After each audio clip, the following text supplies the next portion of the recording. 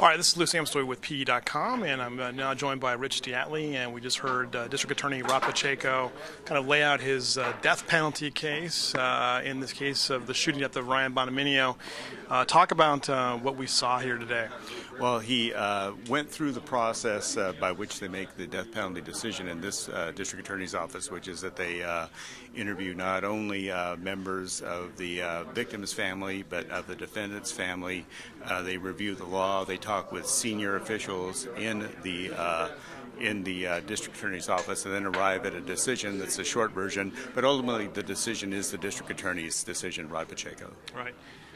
Talk about the district attorney and his kind of presence today. We've heard some pretty strong language from him today. I mean, I guess the strongest thing we heard from him today was that post-term he would be looking at maybe a ballot initiative to expedite the death penalty. Well, he actually declined to discuss what he might do afterwards, but he said it is something he's working on, but really declined to say what he's going to be doing after January 3rd when he leaves office and Paul Sellerbach is sworn in. What we did hear is that he was careful in his words today. He more careful in his words today. He said that he didn't want to try this in the press. Defense attorneys for Green, who sought a gag order on his office.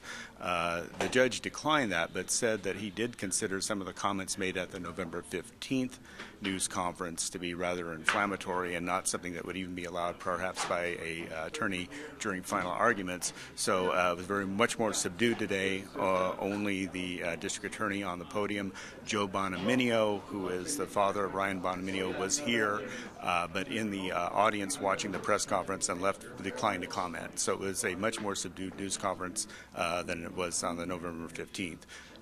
Police Chief Diaz not here because of a tragedy in his family, recent loss of his son this week. Right. All right. So a little bit more of this to come, obviously, for quite a while. This will be a case we'll be following probably for several months, if not years. What do you think? All death penalty cases take a long time to prosecute. You're talking about an investigation procedure and a procedure of putting things on the record that is very intense, and then with appeals, etc., if there is a conviction, even more time on top of that.